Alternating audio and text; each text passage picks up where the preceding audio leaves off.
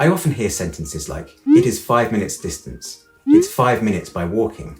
People usually understand what you mean, but these don't sound natural in English. Hi, it's Mark from Britsent. Today I want to help you with something very practical. How to talk about how long it takes to get somewhere and how you get there. First, let's talk about how long it takes, or how far away something is. One important thing to know is that in everyday English, we almost never use the word distance when we're speaking casually. It sounds quite technical and formal. Instead, we usually talk in terms of time or simple distance expressions. So rather than saying, it is 5 minutes distance, we say, it's 5 minutes away. That's the most common and natural option. You don't need to explain that it's distance. The listener already understands. Another very common structure is, it takes plus time plus 2. For example, it takes 5 minutes to get there. It takes about 20 minutes to walk to the station. This structure is extremely useful and works in almost any situation. You can also combine time with a noun to describe the journey itself. For example, it's a 10-minute walk. It's a 5-minute drive. Again, very natural and very common. Now, sometimes we want to talk about physical distance, not time. In British English, we might say, it's about 2 miles from here, or it's quite far, around 5 miles.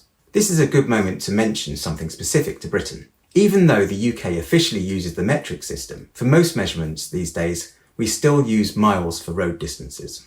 So distances on road signs are in miles. Speed limits are in miles per hour. And in everyday speech, people usually say miles, not kilometres, when talking about travel. So saying it's 3 miles away sounds completely natural in British English. You can also avoid numbers altogether and say things like, it's a short walk, it's a long way, it's not far. Now let's move on to the second part, how you get there. This is where prepositions cause problems. A very common mistake is saying, I go to work by walking, or it's 5 minutes away by foot. In English, we don't use by when referring to walking. If you want to use walking, the natural option is simply to use the verb. I walk to work. I usually walk there. If you want to be a little more formal, you can say, I get there on foot. This is correct, but it's less common in casual conversation. For most types of transport, by works perfectly well. For example, I go by bus. She gets there by car. I travel by train. In British English, it's also very common to say I travelled on the train. This focuses more on the experience of being on the transport itself, and it's just as natural as by train. You can also use the verb directly with to. I drive to work. We fly to Spain every summer. They cycle to school. All of these are correct. The key thing is not to mix the structures. So we don't normally say by driving or by cycling in everyday speech. Let's put this together with a few natural examples. If someone asks, how far is the supermarket? You could say, it's about 10 minutes away. Or, it's a short walk. It takes 5 minutes by car. If someone asks, how do you get to work? You might say, I take the bus. It takes about 20 minutes. I walk. It's quite close. I drive to the station and then travel on the train.